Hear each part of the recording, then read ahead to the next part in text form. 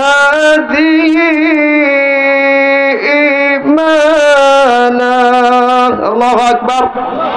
আল্লাহ তাআলা বলেন, রাসূলের জামানায় মুনাফিকরা কোরআন সম্পর্কে প্রশ্ন করে, তোমরা কোরআন শোনো, এই কোরআন শুনলে লাভ কি? কোরআন শুনলে তোমাদের লাভ কি, তোমাদের ক্ষতি কি?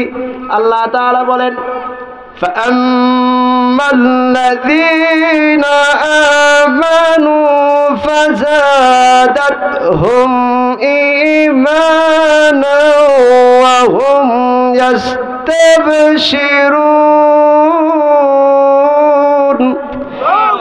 আল্লাহ তাআলা বলেন, কোরআন জানা শুনে, ঈমানের সাথে শুনে, বুকে ঈমান ধারণ করে যারা কোরআন শুনে, কোরআনকে হেদায়েতের নিয়তে যারা কোরআন শুনে, আমরা কিসের জন্য শুনি? কোরআন থেকে হেদায়েত লাভের আশায় যারা কোরআন শুনে, তাদের দুইটা লাভ হয়। কয়টা লাভ? ফাযাদাতহুম ঈমানা, ঈমান বাড়ে। আগের যে পজিশন ছিল সেই পজিশনের চেয়ে আগের চেয়ে বেড়ে যায়। কোনো ব্যক্তি মাহফিলে আসার পরে নিয়ত করে আমি সামনের থেকে নামাজ পড়বো, যদি এই জাতীয় চিন্তা করে, সামনের থেকে দ্বীনের উপর চলবো, সামনের থেকে আল্লাহ তাআলার আদেশ অনুযায়ী চলবো, রাসূলের তরিকায় চলবো, এই জাতীয় চিন্তা ফিকির যদি আগের থেকে পরিবর্তন হয়, ঈমান বাড়ছে না কমছে? বলেন, ঈমান বাড়ছে না কমছে? ঈমান বাড়ছে, এই লোকটা মুমিন। সার্টিফিকেট দিয়েছেন কে? আল্লাহ তাআলা সার্টিফিকেট দিলেন। 2 নাম্বার, ওয়া হুম ইয়াস্তাবশিরুন, তারা দুনিয়ার মধ্যে সুসংবাদ গ্রহণ করে, জান্নাতের সুসংবাদ, বিভিন্ন নিয়ামতের সুসংবাদ। যে ব্যক্তি ঈমান সহকারে কোরআন শুনে, তার লাভ আছে না নাই? লাভ আছে না নাই? কয়টা লাভ? 2টা লাভ। একটা লাভ হলো ঈমান বাড়ে, 2 নাম্বার লাভ হলো সুসংবাদ গ্রহণ করে। আর যে ব্যক্তি মুনাফিকি নিয়ে কোরআন শুনে, যে ব্যক্তির অন্তরের মধ্যে নেফাকি আছে, وَأَمَّا الَّذِينَ فِي قُلُوبِهِم مَّرَضٌ فَزَادَتْهُمْ رِجْسًا إِلَى رِجْسِهِمْ وَمَاتُوا وَهُمْ كَافِرُونَ। আল্লাহ তাআলা বলেন, যে ব্যক্তি কোরআন চেক করার জন্য মাহফিলে আসে, যে ব্যক্তি বক্তা কি বলে, বক্তাকে চেক করার জন্য, বক্তাকে গাইডলাইন দেওয়ার জন্য যে ব্যক্তি কোরআনের মাহফিলে এসে কোরআন শুনে, বক্তা কি বলে সেটাকে চেক করবে, সেজন্য আসছে। কোরআনকে হেদায়েত নেওয়ার জন্য নয়, কোরআন থেকে হেদায়েত নেবেও না, নেওয়ার নিয়ত নেই। এই জাতীয় যে ব্যক্তি যারা আছে, কোরআন থেকে হেদায়েতের নিয়তে কোরআন শুনে না, আল্লাহ তাআলা বলেন তাদের ক্ষতি হইল 2টা। কয়টা ক্ষতি বলেন? ফাযাদাতহুম রিজসান ইলা রিজসিহিম, অন্তরের মধ্যে কোরআনের প্রতি, আলেমের প্রতি, দ্বীনের প্রতি যতটুকু বিদ্বেষ ছিল, তার চেয়েও আগের চেয়েও বাড়ে। বাড়ে না? মাহফিলে যখন আসছিল তখন হুজুরের উপর আক্রমণ করে, বলেন আইসেই কি হুজুরের মাইর ধরায়? বলেন আইসেই হুজুরের মাইর ধরায়? নাকি যখন শুনে এটা করা যাবে না, ওইটা করা যাবে না, এটা করবেন, ওইটা করবেন না, এখন তো দেখে কি রে, যেটা করবো না ওইটা আমার ভিতরে আছে, এখনই বাস হুজুরের উপরে মাইর ধরে, নাকি বলেন? তাহলে আগের চেয়ে নেফাকি বাড়লো না কমলো? বলেন, নেফাকি বাড়লো না কমলো? বাড়লো। আল্লাহই বলে দিয়েছেন, যে ব্যক্তির অন্তরের মধ্যে নেফাকি থাকবে, কোরআন থেকে হেদায়েতের নিয়তে কোরআন শুনবে না, সেই ব্যক্তির নেফাকি আগের চেয়েও বাড়বে। বলেন নাউযুবিল্লাহ। আবাদু ফাআউযু বিল্লাহি মিনাশ শাইতানির রাজীম। বিসমিল্লাহির রহমানির রহিম। ওয়াল আদিয়াতি ضبحا فالموريات قدحا فالمغيرات صبحا فأثرن به نقعا فوسطن به جمعا إلى آخر السورة. وقال رسول الله صلى الله عليه وسلم لا يكونن من أمتي أقوام يستحلون الحرى والحرير والخمر والمعازف إلى آخر الآية. بارك الله لنا ولكم في القرآن العظيم ونفعني وإياكم بالآيات والذكر الحكيم درود شريف پڑھی رسول المحبت درود شريف پڑھی اللهم صل على محمد وعلى آل محمد كما صليت على إبراهيم وعلى آل إبراهيم إنك حميد مجيد اللهم بارك على محمد وعلى آل محمد كما باركت على إبراهيم وعلى آل إبراهيم إنك حميد مجيد আল্লাহ তাআলার দরবারে অসংখ্য শুকরিয়া যে মহান রব্বে কারীম আজকে আমাদেরকে বারোমিয়া নুরানি হাফিজিয়া কওমি মাদ্রাসার এবং মৃত ব্যক্তিদের রূহের মাগফিরাত কামনায় এলাকাবাসীর উদ্যোগে আজকের এই মাহফিলের মধ্যে আল্লাহ তাআলা আমাদেরকে এই ফিতনা ফাসাদের জামানায় কোরআন এবং সুন্নাহর আলোচনা শোনার জন্য আসার বসার তৌফিক দান করেছেন সেজন্য রব্বে কারীমের দরবারে শুকরিয়া আদায় করি আলহামদুলিল্লাহ। রবের দরবার থেকে সবচেয়ে বড় নিয়ামত এই দুনিয়ার মধ্যে ঈমানের উপর থাকা, ঈমানের উপর চলা, ঈমান পাওয়া, আমালে সালেহার তৌফিক পাওয়া। কোনো ব্যক্তির সব আছে, শারীরিক সক্ষমতা আছে, সম্পদ আছে, এলাকার মধ্যে প্রভাব প্রতিপত্তি আছে, এমপি মন্ত্রিত্ব সবই আছে, কিন্তু ঈমান নেই, আমালে সালেহ নেই, ওই লোকটা কিয়ামতের ময়দানে সফল নাকি বিফল? সফল না বিফল? ব্যর্থ। কারণ এই দুনিয়ার মধ্যে আল্লাহ তাআলা আমাদেরকে পাঠিয়েছেন তার পেয়ে তার নিয়ামতের সঠিক ব্যবহার করা, আল্লাহ তাআলার আদেশ অনুযায়ী রাসূলের দেখানো পথে নিজের জীবনকে বাস্তবায়ন করা। এই জন্যই আল্লাহ তাআলা আমাদেরকে দুনিয়ার মধ্যে পাঠিয়েছেন। সেজন্য আল্লাহ তাআলা বলতেছেন ওয়ামা খালাকাতুল জিন্না ওয়াল ইনসা ইল্লা লিয়াবুদুন।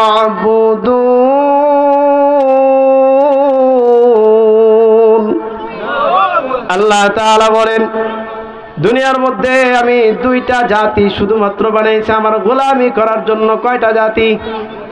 শুধুমাত্র দুইটা জাতিকে আমার গোলামি করার জন্য বানাইলাম। আর এই দুই জাতি ব্যতীত যত যা আছে, আসমান বলেন, সূর্য বলেন, পৃথিবী, গ্রহ, নক্ষত্র, মানুষ ব্যতীত, জিন ব্যতীত যত যা আছে সবগুলাকে মানুষের খাদেম হিসাবে বানাইছেন কে? কে বানাইছেন? আল্লাহ তাআলা মানুষ ব্যতীত, জিন ব্যতীত যত যা আছে সবগুলা কার জন্য বানাইছেন? আমার খাদেম হিসাবে বানাইছেন। আমি আপনার খাদেম হিসাবে বানাইছেন। সেজন্য আমি আজকে কোরআনের একটা সূরা কিছু অংশ তেলাওয়াত করেছি। সূরার নাম্বার হচ্ছে 100 নাম্বার। কত নাম্বার সূরা? বলেন কত নাম্বার সূরা? 100 নাম্বার সূরা। কোরআনের মধ্যে কত নাম্বার সূরা বলেন? 100 নাম্বার সূরা। 100 নাম্বার সূরার মধ্যে আল্লাহ তাআলা যেই উপদেশটা দিয়েছেন, যেই দর কষাকষিটা করেছেন, সেই দর কষাকষির আসল বিষয়বস্তু হলো, হে বান্দা আমি তোমাকে কি দিলাম, আর তোমার জন্য যা বানাইলাম সেগুলা তোমাকে কি দিল, আর আমি তোমার জন্য যা বানাইলাম আমি তোমাকে কি দিলাম, তুমি আমাকে কি দিলা। আমি আল্লাহ হিসাবে, মাবুদ হিসাবে, স্রষ্টা হিসাবে আমি তোমাকে কি দিলাম, আর তুমি সৃষ্টি হিসাবে, আর তুমি গোলাম হিসাবে আমি স্রষ্টাকে তুমি কি দিলা। এটার হিসাব নিকাশ একটা সহজ হিসাব নিকাশ নাকি বলেন? হিসাব নিকাশটা অনেক কঠিন নাকি সহজ বলেন? হিসাব নিকাশটা অনেক সহজ নাকি কঠিন? অনেক সহজ একটা হিসাব নিকাশ। এই হিসাব নিকাশ যদি আমার ভিতরে ঢুকে তাহলে এই দুনিয়ার মধ্যে সফল হওয়া সম্ভব।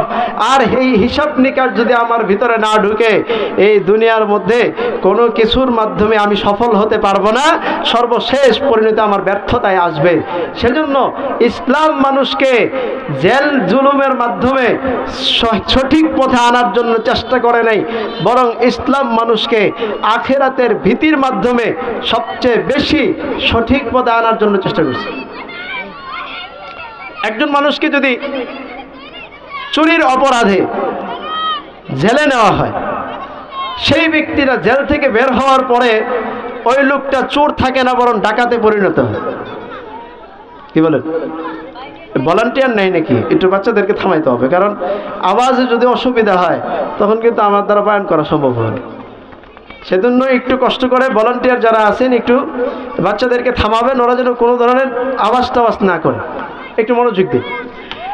কোনো ব্যক্তি যদি চুরি করে জেলে যায়, জেলে যাওয়ার পরে সেই ব্যক্তিটা জেল থেকে বের হওয়ার পরে আগের মতোই সে অপরাধ করে, নাকি আগের থেকে অপরাধের ভোল্টেজ, আগের থেকে অপরাধের পাওয়ার আরো বেশি হয়? অপরাধের পাওয়ার আগের চেয়ে বেশি হয়। কোনো ব্যক্তি মার্ডারের আসামি, একজন আরেকজনকে হত্যা করছে, সেই হত্যাকারী যখন জেলে যায়, জেল থেকে বের হওয়ার পরে আগে যত বড় গন্ডা ছিল তার চেয়ে বড় হয় নাকি ছোট হয়? বড় হয়, বড় গুন্ডা হয়, বড় অপরাধী হয়। কিন্তু কোনো ব্যক্তি জেলের আসামি, কোনো ব্যক্তি মার্ডারের আসামি, কোনো ব্যক্তি অন্যান্য অপরাধের আসামি, জিনাকারীর আসামি, যে কোনো আসামি যখন 40 দিন দাওয়াত তাবলীগের সহবতে, কোনো এক পীর মাশায়েখের সহবতে সহি তরিকায় যখন সে দ্বীনের তালিম পায়, আল্লাহর ভয় তার অন্তরের মধ্যে ঢুকে, অতীতের অপরাধ তার মধ্যে থাকে নাকি জিন্দেগীর জন্য ছেড়ে দেয়? জিন্দেগীর জন্য ছেড়ে দেয়। কিন্তু এই জায়গায় তাবলীগে যাওয়ার পরে ওই ব্যক্তিটাকে কোনো ধরনের শাস্তি দেওয়া হয়েছে? বলেন, এক চিল্লার মধ্যে তাকে প্রতিদিন রিমান্ডে দেওয়া হয়েছে। রিমান্ডে দেওয়া হয়েছে, রিমান্ডে দিছিল, রিমান্ডে দেয় নাই, বরং তাকে বোঝানো হয়েছে আল-ইয়াওমা নাখতিমু আলা আফওয়াহিহিম ওয়া তুকাল্লিমুনা আইদিহিম ওয়া তাশহাদু আরজুলুহুম বিমা কানু ইয়াকসিবুন। ওই ব্যক্তিকে বোঝানো হয়েছে তুমি হাতের মাধ্যমে রবের অপরাধ করো, পায়ের মাধ্যমে রবের অপরাধ করো, তুমি চোখের মাধ্যমে জিনার অপরাধ করো, চোখের মাধ্যমে বিভিন্ন অপরাধ করো, তোমার এই পায়ের হিসাব নেওয়া হবে, হাতের হিসাব নেওয়া হবে, চোখের হিসাব নেওয়া হবে, প্রত্যেকটা অঙ্গ প্রত্যঙ্গের অপরাধের হিসাব নেওয়া হবে। যখন তার মধ্যে এই ভয়টা ঢুকে যায় তখন সেই ব্যক্তি আর অপরাধের দিকে যেতে পারে না। কথা বলেন ঠিক কিনা?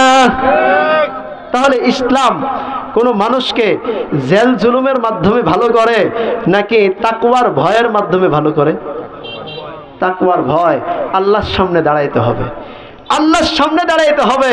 ওই হিসাব নিকাশটাই আল্লাহ তাআলা সূরা আদিয়াতের মধ্যে করেছেন। বলেন আল্লাহু আকবার। হয় না? আল্লাহু আকবার। মুসলমান পুতায় গেলে চলতো না, ড্যাম হয়ে গেলে চলতো না, আর একটু জোরে চিল্লান দেওয়া লাগবে, আল্লাহু আকবার। এখনকার যুবকের শক্তি তো সব মোবাইলের পিছনে শেষ। যুবকের শক্তি সব কই শেষ? মোবাইলের পিছনে সব শক্তি শেষ। আর বৃদ্ধরা যারা আছে, রাগ করবেন না তো? রাগ করবেন? আমি মেহমান তো, আমার সাথে যদি রাগ করেন তাহলে তো অসুবিধা। যুবকরা মোবাইলের পিছনে শেষ করছে, আর বৃদ্ধরা যারা আছে তারা মোটামুটি ললিপপ ইত্যাদি খাওয়ার পিছনে শরীর শেষ। এরপরে মহিলারা যারা আছে তারা টিকটক, আরো অন্যান্য যারা আছে সব শেষ, সবই শেষ। আছে কোন জায়গায়? এই কারণে ইমানের হিসাব নিকাশ করতে হবে। বান্দা এবং আল্লাহর মাঝে একটা হিসাব নিকাশের সূরা, সূরা আদিয়াত, সেই সূরার থেকে অল্প কিছু আলোচনা করব ইনশাআল্লাহ। রাজি আছেন তো? কিসের আলোচনা? বানানো আলোচনা নাকি কোরআনের আলোচনা? কোরআনের আলোচনা। কোরআন আল্লাহ আমাদেরকে দিলেন কেন? আপনি যদি 10টা কোরআন কিনলেন, কয়টা কোরআন কিনলেন? 10টা কোরআন কিনে ঘরের মধ্যে খুব সুন্দর করে সাজায় রাখলেন, জিন্দেগিতে কোনোদিন এই কোরআনটাকে খুইলা মেলায় দেখলেন না, একটু তেলাওয়াত করলেন না, তার উপদেশ একটুও নিলেন না, এই কোরআনের মাধ্যমে আপনার কতটুক দিন আসবে বলেন তো দেখি? বলেন, দিন আসবে? বরং কোরআনের কাছে যেতে হবে, কোরআনকে মোহাব্বত করতে হবে, কোরআনকে বুকে ধারণ করতে হবে। কোরআনকে যারা লালন করে তাদেরকেও বুকে ধারণ করতে হবে, পিঠে ধারণ করলে চলবে। আমি যদি ইমামকে পিছনে রাখি, আমার ইমামতি আমার ইক্তেদা হবে নি। আপনি বলেন ইক্তেদা হবে? ইমামকে সামনেই রাখতে হবে। ইমামকে কোথায় রাখতে হবে? সামনে। ইমাম যদি সামনে থাকে তাইলেই না আমার নামাজ হবে। ইমাম যদি পিছনে যায় আমার নামাজ হবে? নামাজ হবে? হ্যাঁ, কোরআনকে মহব্বত করতে হবে, কোরআনকে বুকে ধারণ করতে হবে, কোরআনের উপদেশকে আমার জিন্দিগিতে লালন করতে হবে, পালন করতে হবে। তাহলেই এই কোরআনের মাধ্যমে আমি আমার জিন্দিগিকে গঠন করতে পারবো। অনেকে বলে মাহফিল করলে লাভ কি, মাহফিল শুনলে লাভ কি, কোরআনের আলোচনা শুনলে লাভ কি? শুক্রবারে মসজিদে গেলাম, এই এত লম্বা চওড়া আলোচনা করে ইমাম সাহেব, আলোচনার দরকার কি? এই প্রশ্ন যারা করে, এই জাতীয় প্রশ্ন রসুলের জামানাতেও করছিল, মুনাফিকরা করছিল। কারা করছিল বলেন? কারা? কোরআনের আলোচনা শুনলে লাভ আছে না নাই? এটা কি খেলে মুখের দলিল না কোরআনের দলিল? সূরাতুত তাওবা 124 125 নম্বর আয়াত, এই দুই আয়াতের মধ্যে আল্লাহ তাআলা বলে দিয়েছেন কোরআন শুনলে লাভ আছে না নাই। আল্লাহ তাআলা বলেন কোরআন শুনলে লাভও আছে, কোরআন শুনলে ক্ষতিও আছে। কোরআন যারা শুনে তারা দুই গ্রুপের লোক। কয় গ্রুপের লোক বলেন? কয় গ্রুপ? হ্যাঁ, আজকে গ্রুপ শুনবেন।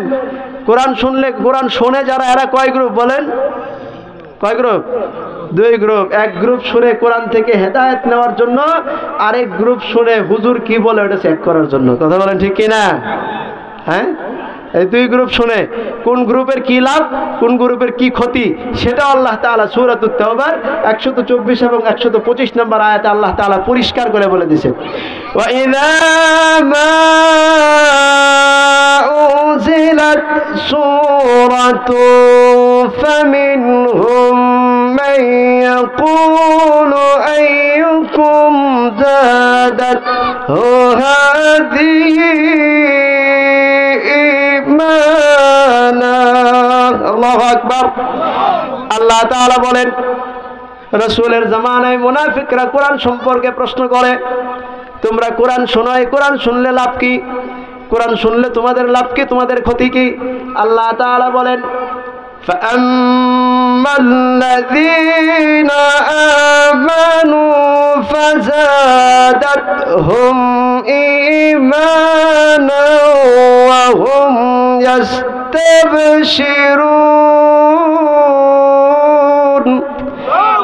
আল্লাহ তাআলা বলেন কোরআন জানা শুনে, ঈমানের সাথে শুনে, বুকে ঈমান ধারণ করে যারা কোরআন শুনে, কোরআনকে হেদায়েতের নিয়তে যারা কোরআন শুনে, আমরা কিসের জন্য শুনি? কোরআন থেকে হেদায়েত লাভের আশায় যারা কোরআন শুনে তাদের দুইটা লাভ হয়। কয়টা লাভ? ফাযাদাতহুম ঈমানা, ঈমান বাড়ে। আগের যে পজিশন ছিল সেই পজিশনের চেয়ে আগের চেয়ে বেড়ে যায়। কোন ব্যক্তি মাহফিলে আসার পরে নিয়ত করে আমি সামনের থেকে নামাজ পড়বো, যদি এই জাতীয় চিন্তা করে, সামনের থেকে দ্বীনের উপর চলবো, সামনের থেকে আল্লাহ তাআলার আদেশ অনুযায়ী চলবো, রাসূলের তরিকায় চলবো, এই জাতীয় চিন্তা ফিকির যদি আগের থেকে পরিবর্তন হয়, ঈমান বাড়ছে না কমছে? বলেন ঈমান বাড়ছে না কমছে? ঈমান বাড়ছে। এই লোকটা মুমিন। সার্টিফিকেট দিবেন কে? আল্লাহ তাআলা সার্টিফিকেট দিলেন। 2 নাম্বার ওয়া হুম ইয়াস্তাবশিরুন, তারা দুনিয়ার মধ্যে সুসংবাদ গ্রহণ করে, জান্নাতের সুসংবাদ, বিভিন্ন নিয়ামতের সুসংবাদ। যে ব্যক্তি ঈমান সহকারে কোরআন শুনে তার লাভ আছে না নাই? লাভ আছে না নাই? কয়টা লাভ? দুইটা লাভ। একটা লাভ হলো ঈমান বাড়ে, 2 নাম্বার লাভ হলো সুসংবাদ গ্রহণ করে। আর যে ব্যক্তি মুনাফিকি নিয়ে কোরআন শুনে, যে ব্যক্তির অন্তরের মধ্যে নেফাকি আছে, وَأَمَّا الَّذِينَ فِي قُلُوبِهِم مَّرَضٌ فَزَادَتْهُمْ رِجْسًا إِلَى رِجْسِهِمْ وَمَاتُوا وَهُمْ كَافِرُونَ। আল্লাহ তাআলা বলেন যে ব্যক্তি কোরআন চেক করার জন্য মাহফিলে আসে, যে ব্যক্তি বক্তা কি বলে বক্তাকে চেক করার জন্য, বক্তাকে গাইডলাইন দেওয়ার জন্য যে ব্যক্তি কোরআনের মাহফিলে এসে কোরআন শুনে, বক্তা কি বলে সেটাকে চেক করবে, সেজন্য আসছে। কোরআনকে হেদায়েত নেওয়ার জন্য নয়, কোরআন থেকে হেদায়েত নেবেও না, নেওয়ার নিয়ত নেই। এই জাতীয় যে ব্যক্তি যারা আছে কোরআন থেকে হেদায়েতের নিয়তে কোরআন শুনে না, আল্লাহ তাআলা বলেন তাদের ক্ষতি হইল 2টা। কয়টা ক্ষতি বলেন? ফাযাদাতহুম রিজসান ইলা রিজসিহিম, অন্তরের মধ্যে কোরআনের প্রতি, আলেমের প্রতি, দ্বীনের প্রতি যতটুকু বিদ্বেষ ছিল তার চেয়েও আগের চেয়েও বাড়ে না? মাহফিলে যখন আসছিল তখন হুজুরের উপর আক্রমণ করে, বলেন আইসেই কি হুজুরের মাইর ধরায়? বলেন আইসেই হুজুরের মাইর ধরায়? নাকি যখন শুনে এটা করা যাবে না, ওইটা করা যাবে না, এটা করবেন ওইটা করবেন না, এখন তো দেখে কি রে, যেটা করবো না ওইটা দিয়ে আমার ভিতরে আছে, এখনই বাস হুজুরের উপরে মাইর ধরে, নাকি বলেন? তাহলে আগের চেয়ে নেফাকি বাড়লো না কমলো? বলেন নেফাকি বাড়লো না কমলো? বাড়লো। আল্লাহই বলে দিয়েছেন, যেই ব্যক্তির অন্তরের মধ্যে নেফাকি থাকবে, কোরআন থেকে হেদায়েতের নিয়তে কোরআন শুনবে না, সেই ব্যক্তির নেফাকি আগের চেয়েও বাড়বে। বলেন নাউজুবিল্লাহ। আহা, 2 নাম্বার যেটা বলছেন সেটা খুবই মারাত্মক, ওয়ামাতু ওয়া হুম কাফিরুন। নাউজুবিল্লাহ বলেন, বেঈমান অবস্থায় মারা যাবে, ঈমান হারা অবস্থায় মারা যাবে। এই কারণে কোরআন থেকে হেদায়েতের নিয়তে মাহফিলে বসতে হবে, মসজিদে গিয়ে বসতে হবে, কোরআন থেকে হেদায়েত নেব, কোরআন থেকে শিক্ষা নেব, সেই জন্য গিয়ে মাহফিলে বসতে হবে। কোরআন থেকে উপদেশ নিব, কোরআনকে চেক করব না। মাহফিলে কি হয়, কি বলে, এটা কি আমার বিপক্ষে যায় নাকি এটা আমার পক্ষে যায়, সেই চেক করার জন্য বসলে বিপদ আছে, বিপদ। আল্লাহ বলে দিছেন, আল্লাহ তাআলা এই ঘোষণা দিয়ে দিছেন, ক্ষতি হবে 2টা, আগের চেয়ে নেফাকি বাড়বে, কাফের অবস্থায় মারা যাবে। আল্লাহ তাআলা আমাদেরকে এই পদের থেকে হেফাজত করে, সবাই আল্লাহুম্মা আমিন। আমাদেরকে খাঁটি মুমিন হয়ে কবরে যাওয়ার তৌফিক দান করুন, সবাই আল্লাহুম্মা আমিন। আমি যে সূরাটা তেলাওয়াত করেছিলাম, সেই সূরাটার নাম কি ছিল বলেন তো দেখি, কার মনে আছে? সূরাটার নাম কি? সবাই ভুলে গেছে। সূরার নাম কি? সূরা আদিয়াত। বলেন সূরাতুর নাম কি? সূরাটার নাম কি? সূরাতুল আদিয়াত। কোরআনের কত নাম্বার সূরা? সারা রাত ওয়াজ শুনলেন, কিচ্ছুই মনে রাখলেন না। এখন সন্ধ্যার সময় সারাদিন আমি ফজর, মাগরিব থেকে শুরু করলাম, ফজর পর্যন্ত লাইলি মজনুর ঘটনা শুনলাম। ফজরের সময় জিজ্ঞেস করে, লাইলি বেড়া না বেড়ি, লাইলি বেড়া না, এই লোকটার ঘটনা কোনো ফায়দাজনক হয়েছে, লাভজনক হয়েছে, কোনো লাভে আসছে, কাজে আসছে? আবার কোরআন শুনতে হবে, কোরআন থেকে উপদেশ নেওয়ার নিয়তে শুনতে হবে। যা শুনবো, যতটুক শুনবো ততটুক যেন আমি নিয়ে যেতে পারি, বাড়ি পর্যন্ত নিয়ে যেতে পারি, সেই নিয়ত করে বসতে হবে। রাজি আছি তো ইনশাল্লাহ? লিল্লাহি তাকবীর। ঘুমায় গেলে চলতো না, তাহলে নেবেন কোন সময়? অর্ধেক যদি ঘুমায় যান তাহলে তো নেওয়ার সুযোগ পাবেন না। সূরার নাম কি? সূরা আদিয়াত। সূরার নাম কি? কত নাম্বার সূরা? কত নাম্বার সূরা? 100, মিয়া ফিল মিয়া, আরবে যেটা বলে মিয়া ফিল মিয়া, মানে কি 100 নাম্বার সূরা। এই 100 নাম্বার সূরার মধ্যে আল্লাহ তাআলা যে উপদেশটা দিবেন সেটাও 100 একেবারে 100 নাম্বারের একটা উপদেশ দিবেন। উপদেশের খোলাসা কি, উপদেশের সার সংক্ষেপ কি, সেটা যদি আমি আগে বলে নেই তাহলে খুব সহজ হবে। আল্লাহ তাআলা ঘোড়ার কসম খাইছেন। কিসের কসম খাইছেন? কে কে ঘোড়া দেখছেন দেখি, কে কে ঘোড়া দেখছেন? আল্লাহু আকবার। ঘোড়া দেখছেন এরকম মানুষও দুনিয়াতে আছে। আমি তো দেখছি, কয়েকবার দেখছি, বহুবার দেখছি, ঘোড়ার গাড়িতেও চলছি, তো বাচ্চারাও তো দেখছি ঘোড়া। তাহলে ঘোড়ার কসম খাইছেন আল্লাহ তাআলা। আল্লাহু আকবার। আল্লাহ তাআলার কথা, এটাকে শক্তিশালী করার জন্য ঘোড়ার কসম খাওয়ার দরকার আছে? ঘোড়ার কসম খাওয়ার দরকার আছে আল্লাহর? হ্যাঁ, ঘোড়ার কসম খাওয়ার দরকার নেই, বরং আর মুফাসসিরিনে কেরাম বলেন আল্লাহ তাআলা ঘোড়ার কসম খাইছেন। হে যুবক, ভালো করে শুনে রাখো, আল্লাহ তাআলা ঘোড়ার কসম খাইছেন কেন জানো? আল্লাহ তাআলা ঘোড়ার কসম খাইছেন এই জন্য, ঘোড়া যখন যৌবনের মধ্যে থাকে, ঘোড়া যখন পূর্ণ বয়সের মধ্যে থাকে, তখন সে তার মালিকের পূর্ণ আনুগত্য করে। সেই ঘোড়াগুলাকে আল্লাহ তাআলা সাক্ষী রাখছেন যে হে যুবক, তোমার সামনে এই ঘোড়াগুলা তার মালিকের আনুগত্য করছে, আর তুমি যুবক হইয়া সারাদিন মোবাইলের মধ্যে নাজায়েজ জিনিস নিয়ে পড়ে রইছো।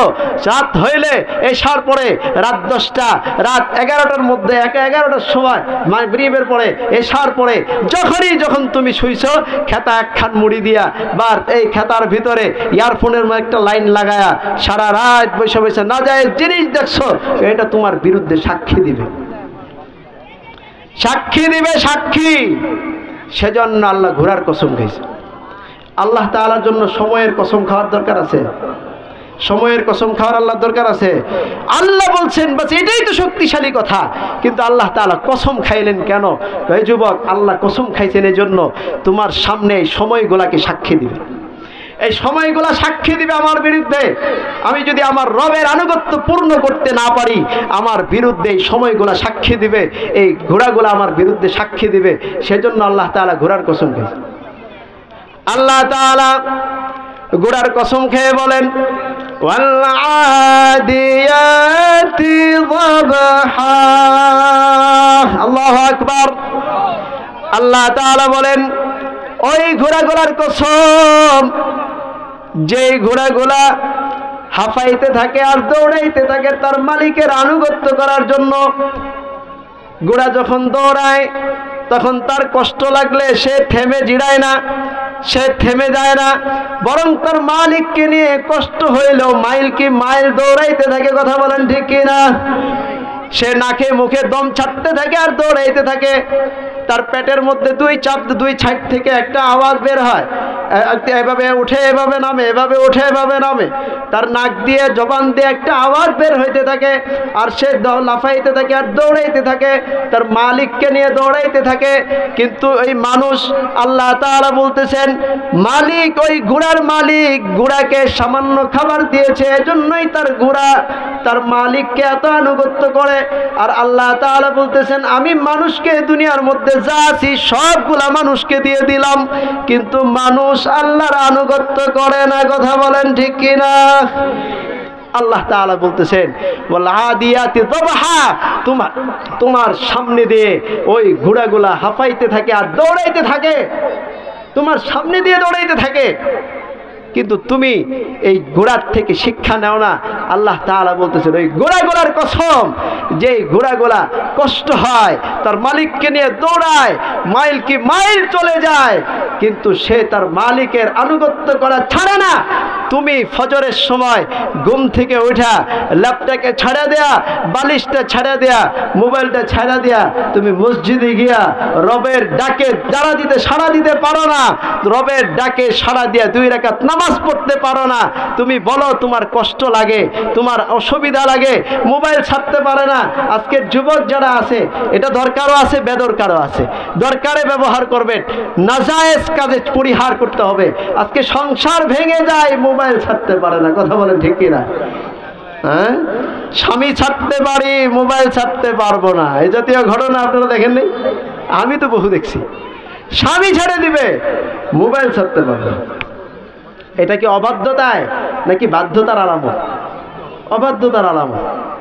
আল্লাহ তাআলা বলতেছেন ওই ঘোড়াগুলার কসম, ঘোড়ার মালিক তাকে ওই ঘোড়াকে কি খাওয়ায় বলেন তো দেখি? কি খাওয়ায়? ঘাস খাওয়ায়, অল্প একটু চনাবুট খাওয়ায়, একটু পানির ব্যবস্থা করে দেয়, একটু খড়কুটার ব্যবস্থা করে দেয়। ওই যে চনাবুটটা, ওইটা কি ওই ঘোড়ার মালিক বানাইছে? বলেন, ঘোড়ার মালিক বানাইছে? ওই পানিটা যেই ঘোড়ার সামনে দিল, যেই পানিটা খায়া ওই ঘোড়া তার মালিকের আনুগত্য করতেছে, ওই ঘোড়ার পানি যেটা আছে ওই পানিটা কি মালিক বানাইছে? ওই ঘাসটা যেটা সে বন্দর থেকে কাইটা নিয়ে আসে ঘোড়ার সামনে দিচ্ছে, ওই গাছটাও তো সেই মালিক বানায় নাই। আল্লাহ তাআলা বলতেছেন ওই ঘোড়া তার মালিকের এই ব্যবস্থাপনার কারণে, তার মালিকের ওই ঘোড়া তার মালিকের এত আনুগত্য করে। আর তোমার মালিক তোমার জন্য সব দিলেন, ঘোড়াও দিলেন, বাহন জন্তু দিলেন, আসমান দিলেন, জমিন দিলেন, সূর্য দিলেন, তারা দিলেন, সব কিছু তোমার আনুগত্য করে দিলেন, কিন্তু তারপরেও তুমি তোমার মালিককে মানতে পারো না। মালিককে তুমি মানতে অসুবিধা লাগে, তোমার ফজরের সময় নামাজ ছুটে যায়, আসরের সময় নামাজ ছুটে যায়। যখন তোমাকে নামাজের দাওয়াত দেওয়া হয়, তুমি বলো আমার শরীরটা নাপাক, আমার শরীর নাপাক, আমি মসজিদে যেতে পারবো না, আমার লুঙ্গিটা ভালো না, লুঙ্গিটা নাপাক হয়ে গেছে, কাপড়টা নাপাক আছে, আমি মসজিদে যেতে পারবো না। আরে তোমার লজ্জা লাগে না একটু? তুমি কেমন মুসলমান হইলে তোমার কাপড় নাপাক থাকে, মসজিদে যেতে পারো না? মসজিদে যেতে পারো না, আজান আসে হাইয়া আলাল সালাহ হাইয়া আলাল ফালাহ, এতটুকু আনুগত্য করতে পারো না। আল্লাহ তো আমার জন্য সারাদিন ইবাদত করতে বলছেন, সারাদিন আনুগত্য করতে বলছেন। তুমি সারাদিন মসজিদে ফজরের পরে ঢুকবা, একেবারে এশার সময় মসজিদ থেকে বের হইবা, ওটা কি আল্লাহ বলছেন? ফজরের সময় অল্প একটু, জোহরের সময় অল্প একটু, আসরের সময় অল্প, মাগরিবের সময় অল্প, এশার সময় অল্প। রমজান আসলে রোজা রাখো, তোমার টাকা আছে হজ করো, টাকা নাই হজ তোমার উপর ফরজ না, টাকা আছে তুমি যাকাত দাও। এই তো অল্প কিছু বিষয়। তো আল্লাহ বলবেন এই ঘোড়া, তার মালিক তাকে সবকিছু বানায় দেয় নাই, সবকিছু তার মালিক প্রস্তুত করে দেয় নাই, নিজের থেকে বানায় দেয় নাই, শুধু জোগাড় করে দিছে।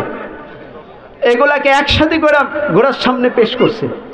সেই ঘোড়া তার মালিকের এত আনুগত্য করছে, এত আনুগত্য করছে, এ কারণে আল্লাহ বলতেছেন ওয়াল আদিয়াতি দাবহা, ওই ঘোড়াগুলার কসম, যেই ঘোড়াগুলা তার মালিককে কষ্ট হওয়া সত্ত্বেও হাঁপাইতে থাকে আর দৌড়াইতে থাকে, কিন্তু সে আর থামে না, তার মালিককে নিয়ে দৌড়াইতেই থাকে, তার মালিককে এত আনুগত্য করে। আর তুমি মানুষ হইয়া এত বড় নাদান হইলা, আমি তোমাকে সব কিছু দিয়ে দিলাম, তুমি আমার আনুগত্য করলা না। আল্লাহ মেসেজ দিচ্ছেন, মেসেজ। দুই নাম্বার কসম, ফালমুরিয়াতি কদহা। আল্লাহু আকবার। আল্লাহ তাআলা বলেন ওই ঘোড়াগুলার কসম, যেই ঘোড়াগুলা তার পায়ের মধ্যে লোহার খুর নিয়ে, লোহার মোজা নিয়ে পাথরি জমিনের মধ্যে দৌড়াইতে থাকে, এত স্পিডে এত দ্রুত দৌড়ায়, যেই দৌড়ানোর কারণে, দৌড়ানোর পাওয়ারে তার খুরের আঘাতে আগুন ছিটতে থাকে। কি ছিটে? আগুন ছিটতে থাকে। আল্লাহ তাআলার কথা, তার মালিককে নিয়ে এত কষ্ট করে, তার পায়ের মধ্যে লোহার মোজা লাগানো থাকে। কিসের মোজা বলেন?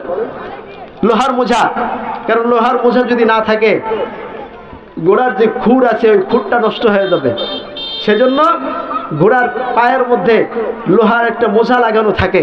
এই মোজা দিয়া যখন পাথরের মধ্যে আঘাত পড়ে, সেই পাথর থেকে আগুন ছিটতে থাকে, কিন্তু তার এত দ্রুত আগুন ছিটতে থাকে, এত দ্রুত যায়, যে দ্রুত যাওয়ার কারণে তার পায়ের আঘাতে আগুন ছিটতে থাকে।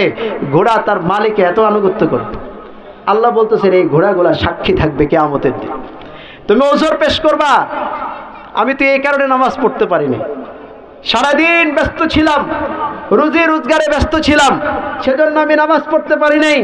আল্লাহ তাআলা বলবেন তোমার মালিক তোমার জন্য সব কিছু দিয়া দিলেন, কিন্তু তুমি তোমার মালিককে সামান্য একটু সময় তুমি দিতে পারলা না। ওই যে ঘোড়াকে তুমি তাকায় দেখো, সেই ঘোড়াগুলা তার মালিককে আনুগত্য করছে, পায়ের মধ্যে লোহার মোজা নিয়ে দৌড়াইছে, আর পাথরের মধ্যে তার মোজার আঘাতে আগুন ছিটছে, কিন্তু সে তার মালিকের আনুগত্য ছাড়ে না। সে তার মালিকের আনুগত্য ছাড়ে নাই। সে রাতের বেলা মোবাইল নিয়ে অবৈধ জিনিস দেখে নাই। সে তার মালিকের আনুগত্য করতে গিয়া সে অলসতা করে নাই। ফজরের সময় শীত লাগবে এই অজুহাতে সে শুয়ে থাকে নাই। অর্থ হবে, আমার শরীরের ক্লান্তি আসবে, শরীরের ক্যালোরি নষ্ট হবে, সেই চিন্তা করে সে তার মালিকের আনুগত্য ছাড়ে নাই, বরং সে তার মালিকের আনুগত্য করে গিয়েছে। এত দ্রুত দৌড়ায় গেছে, তার মালিকের আনুগত্য ছাড়ে নাই। আল্লাহ বলবেন ওই ঘোড়া যদি তার মালিকের আনুগত্য করতে পারে, ও বান্দা তুমি কি ছিলা এত বড় নবাব, যে আমি তোমাকে সব দিয়ে দিলাম, সারা পৃথিবীর সব দিলাম, কিন্তু তুমি তোমার মালিকের আনুগত্য করতে পারো না। আল্লাহ মেসেজ দিচ্ছেন, মেসেজ।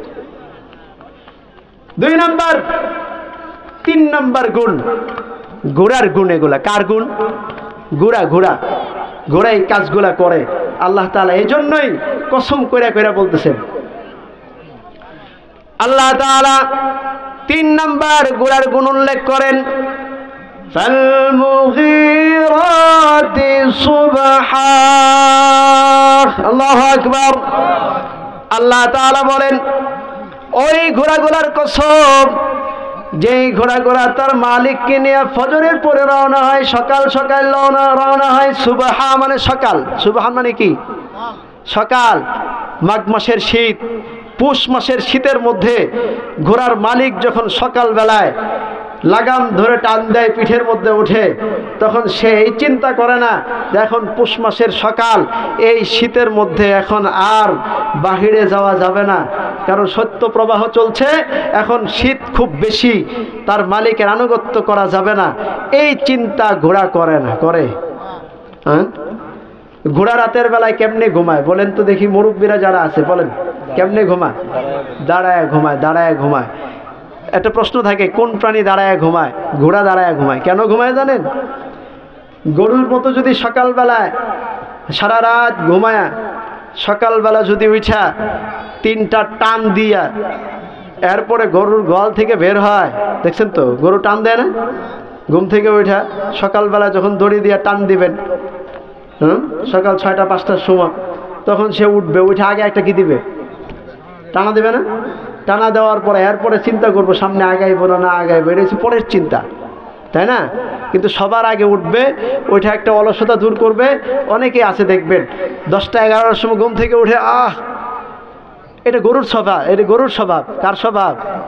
গরুর স্বভাব। ঘোড়ার মধ্যে গরুর স্বভাব নাই।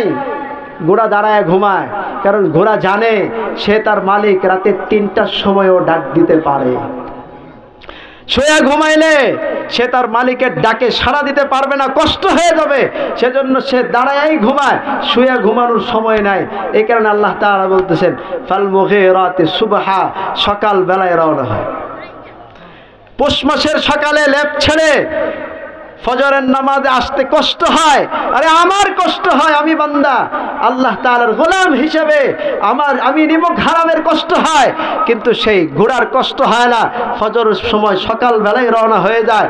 যত শীত হোক, যত তুফান হোক, ঝড় হোক, যাই হোক, সে তার মালিককে নিয়ে দৌড়াইতে থাকে। আল্লাহ বলতেছেন ওই ঘোড়াগুলার কসম, যে ঘোড়াগুলা তার মালিককে নিয়ে সকাল বেলায় রওনা হয়। কোন সময় রওনা হয়? সকাল বেলায় রওনা হয়। এখন ঘোড়ার মালিক ঘোড়ার জন্য যা প্রস্তুত করে দিচ্ছে, সেগুলা কি ঘোড়ার মালিক আবিষ্কার করছে? বানাইছে? নিজের পক্ষ থেকে তৈরি করছে? হ্যাঁ, তার পক্ষ থেকে বানানো জিনিস কে বানায় দিছেন? কে বানায় দিছেন? আমার রব বানায় দিছেন। আল্লাহ বলতেছেন হে বান্দা, আমি তোর জন্য সব কিছু সৃষ্টি করে দিছি। 20 নম্বর পারার প্রথম পৃষ্ঠার মধ্যে আল্লাহ তাআলা 12টা প্রশ্ন করেছেন। কয়টা প্রশ্ন? সংক্ষেপে বলি। আল্লাহ তাআলা বলতেছেন আম্মান খালাকাস সামাওয়াতি ওয়াল আরদ, তোমার উপরের এত বড় আসমান কে বানায় দিলেন? ওয়া আনজালা লাকুম মিনাস সামাই মা, আসমান থেকে পানি কে ফালান? কে ফালান? অনেক সময় মন্দিরে যখন পূজা চলতে থাকে, তখন কিছু মুসলমানও আছে রাস্তা দিয়ে যায় আর বলে, আমার চোখের সামনে কয়েকজন বলছে, এখন পূজা চলতেছে তো এই কারণে বৃষ্টি হইতেছে। নাউজুবিল্লাহ কইবেন। ইমান আছে না গেছে? ইমান আছে না গেছে? গেছে। আনজালা লাকুম মিনাস সামাই মা, বৃষ্টি দেন 12 মাসি। কে দেন? পূজা উপলক্ষে কোনো বৃষ্টি নাই, বৃষ্টি কে দেন? আমার রব দেন। আল্লাহ তাআলা প্রশ্ন করছেন আম্মান খালাকাস সামাওয়াতি ওয়াল আরদ ওয়া আনজালা লাকুম মিনাস সামাই মা, আসমান কে বানাইলেন? জমিন কে বানাইলেন? আসমান থেকে বৃষ্টি কে দিলেন? তোমরা যে এই শস্য ফলাইতেছো, বাটির মানুষ কানি ক্ষেত করতেছো, ধান হচ্ছে, এই যে ফসল হচ্ছে, কে দান করেন? আসমান থেকে যদি 1 বছরের বৃষ্টি বন্ধ হয়ে যায়, বাড়ির আর ক্ষেত করা লাগতো, সব মরুভূমিতে পরিণত হয়ে যায়। কি বলেন? কথা বলেন ঠিক কিনা? কিসের কারণে? আল্লাহর দেওয়া বৃষ্টির কারণে।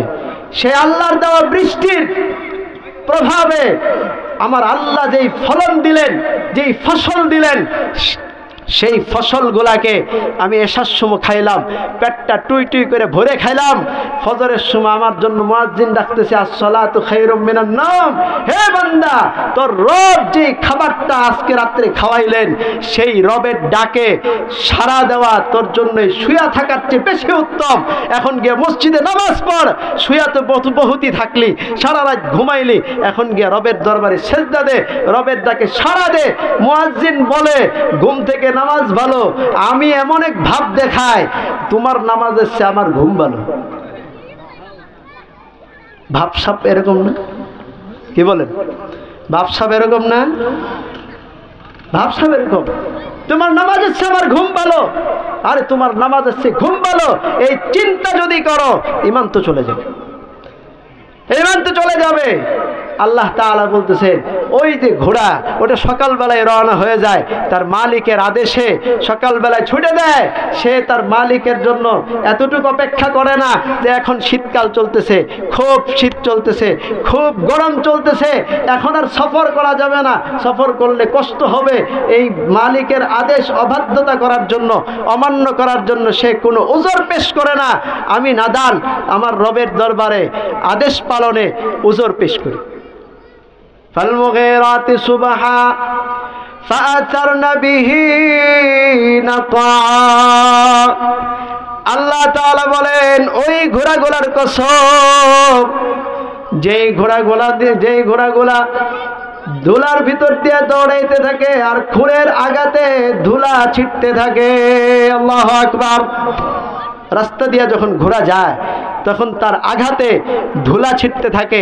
এটা কি আস্তে যাওয়ার কারণে নাকি তার মালিকের আদেশ খুব গুরুত্ব সহকারে আদায়ের পালনে? কিসের কারণে? তার মালিকের আদেশ সে গুরুত্ব সহকারে আদায় করতেছে, সেজন্য তার পায়ের আঘাতে ধুলা ছিটতেছে। তাও আবার সকালবেলায় ধুলা ছিটা, এটা কি দ্রুততার আলামত নাকি ধীরগতির আলামত? দ্রুত, খুব দ্রুত যাচ্ছে, সে তার মালিকের আদেশ খুব দ্রুত পালন করতেছে। সেজন্য আল্লাহ তাআলা বলতেছেন ফাআসারনা বিহি নাকআ। 5 নাম্বার আল্লাহ তাআলা কসম করে বলছেন, আল্লাহু আকবার, এটা হচ্ছে আরো মারাত্মক করে আল্লাহ তাআলা বলতেছেন ফাওয়াসাতনা বিহি জামআ। আল্লাহু আকবার। আল্লাহ তাআলা বলেন ঘোড়া তার মালিকের আদেশ পালনের জন্য এতটুক চিন্তা করে না।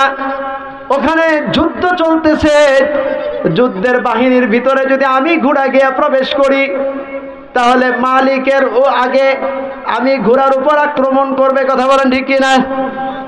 কারণ কোনো ব্যক্তি ওই ব্যক্তিকে দুর্বল করার জন্য আগের কাজ কি? ওই বাহনটাকে দুর্বল করতে হবে। কাকে দুর্বল করতে হবে? কোনো ব্যক্তি যদি আমার দিকে আসে, গাড়ি নিয়ে আসতে থাকে আক্রমণ করার জন্য, আগে কাজ কি? গাড়ি দুর্বল করো, তাই না? এখন কোনো ব্যক্তি যখন ঘোড়া নিয়ে আক্রমণ করতে আসবে, ওই ব্যক্তিকে দুর্বল করার জন্য আগের কাজ কি? ঘোড়াকে দুর্বল কর, তাই না? কি বলেন? অন্যদিকে মনোযোগ দিলে হবে না। লিল্লাহি তাকবীর। এখন কোনো ব্যক্তি যখন ঘোড়া নিয়ে আমার উপর আক্রমণ করতে আসবে, ওই ব্যক্তির উপর সওয়ার হবে, আমার উপর সওয়ার হবে, তখন সবার আগে কার উপর আক্রমণ চালাইতে হবে? ঘোড়ার উপর আক্রমণ চালাইতে হবে। কারণ এই ঘোড়া যতক্ষণ থাকবে তখন তার সাথে আর বাহাদুরি চলবে না, আগে ঘোড়াকে দুর্বল করতে হবে। আল্লাহ তাআলা বলেন ঘোড়া বুঝে, ঘোড়া জানে আমি যখন এই যুদ্ধের ময়দানে শত্রু বাহিনীর ভিতরে ঢুকে যাব তখন তারা আমাকে আগে আক্রমণ করবে, কিন্তু তার মালিকের আদেশ পালনার্থে যুদ্ধের ময়দানে শত্রু বাহিনীর ভিতরে প্রবেশ করতে কোনো দ্বিধা করে না। কথা বলেন ঠিক কিনা? আল্লাহ তাআলা বলেন ও বান্দা, তুমি এমন নাদান, এমন হয়ে গেলা যেই মালিক তোমার জন্য সবকিছু বানাইলেন, যে মালিক তোমার জন্য আসমান বানাইলেন, জমিন বানাইলেন, সবকিছু বানাইলেন ফ্রিতে। আল্লাহ তাআলা তোমার জন্য অক্সিজেনের ব্যবস্থা করলেন। যেই লোকটা একদিনের অক্সিজেন কিনা গ্রহণ করছে ওই লোক বুঝে অক্সিজেনের কত দাম। কথা বলেন ঠিক কিনা?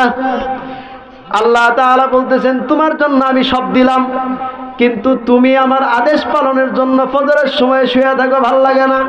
কিন্তু ওই ঘোড়া তার মালিকের আদেশ পালনের জন্য শত্রু বাহিনীর ভিতরে ঢুকতে কোনো দ্বিধা করে না। শত্রু বাহিনীর ভিতরে ঢুকে যায়, তার নিজের জীবনের কোনো চিন্তা ফিকির করে না, তার মালিকের আদেশের এত গুরুত্ব দেয়। কিন্তু তুমি বান্দা এমন নাদান হইলা, আমি তোমার জন্য সব দিলাম, কিন্তু তুমি ওই ঘোড়ার মতো হইতে পারলা না, বরং ঘোড়ার নিম্ন মানেরও হইতে পারলা না। এই কারণে আল্লাহ তাআলা বলেন ওই ঘোড়ার কসম, যেই ঘোড়াগুলা তার মালিকের আদেশে যুদ্ধের ময়দানে শত্রু বাহিনীর ভিতরে ঢুকতেও কোনো দ্বিধা করে না। আল্লাহু আকবার। আল্লাহ কয়টা কসম খাইলেন? বলেন কয়টা কসম? হাঁপাইতে থাকে, দৌড়াইতে থাকে। 2 নম্বর কসম দৌড়াইতে থাকে, আগুন ছিটতে থাকে ঘোড়ার আঘাতে। 3 নম্বর কসম, সকালবেলায় রওনা হয়ে যায়। 4 নম্বর কসম, সকালবেলায় রওনা হয়, ধুলা ছিটতে থাকে, এত দ্রুত তার মালিকের আদেশ পালন করে। 5 নম্বর কসম, নিজের জীবনের মায়া চিন্তা করে না, বরং তার মালিকের আদেশ পালনের জন্য শত্রু বাহিনীর ভিতরে ঢুকে যাইতেও কোনো দ্বিধা করে না। এই 5টা কসম খায় আল্লাহ তাআলা বলতেছেন, ইন্নাল ইনসানা লিরাব্বিহি লাকানুত।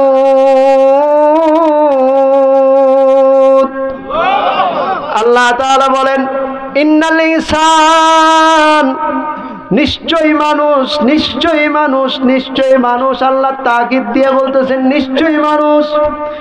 লিরাব্বিহি লাকানুত, রবের প্রতি অকৃতজ্ঞ। কেমন? রবের প্রতি তার রবের প্রতি কেমন? অকৃতজ্ঞ, কৃতজ্ঞতা আদায় করে। হাসান বসরি রাদিয়াল্লাহু আনহু বলেন যে যেই ব্যক্তি লাকানুত, ওই ব্যক্তি যেই ব্যক্তির নিয়ামত আছে কিন্তু তারপরেও নিয়ামতের শুকরিয়া আদায় করে না। ওই ব্যক্তি জানে আল্লাহ আমার জন্য আসমান বানাইলেন, আল্লাহ আমার জন্য জমিন বানাইলেন, আল্লাহ আমার জন্য সব কিছু বানাইলেন, কিন্তু তারপরেও মালিকের শুকরিয়া আদায় করে না, মালিকের আদেশ মানে না। ওই ব্যক্তিকে লাকানুত বলা হয়। ওই ব্যক্তির নাম কি? লাকানুত। নিয়ামত জানে, নিয়ামত স্মরণ আছে, সময় মনে হয় শেষ, আর 3 মিনিট বাকি আছে, সূরা হয়েছে অর্ধেক, সংক্ষিপ্ত শেষ, হাদিস তো পারলামই না। এই নিয়ে আসো পরে, আচ্ছা বলুন, আমার টাইম শেষ, আরেকজনের টাইম আর খাইতাম না, কারণ পরে শেষে কষ্ট হয়ে যাবে। ঠিক আছে না? এতটুক তো মনে থাকবে ইনশাল্লাহ, যে ঘোড়া তার মালিকের এত আনুগত্য করে, আমি মানুষ হইয়া আমি আমার রবের আনুগত্য করলাম না, আমি কেমন মানুষ হইলাম? আমি কি ঘোড়ার সমানও হতে পারবো না? আমি আমার মালিকের এতই আনুগত্যহীন হয়ে গেলাম। আমি আমার রব আমাকে সব দিল, ঘোড়াকে সামান্য জিনিস দিল, কিন্তু তারপরও তার ঘোড়া তার রবের এত আনুগত্য করে, কিন্তু আমি আমার রবের আনুগত্য করতে রাজি না। আল্লাহ তাআলা আমাদেরকে কোরআনের উপর সম্পূর্ণরূপে আমল করার তৌফিক দান করুন। আল্লাহুম্মা আমিন।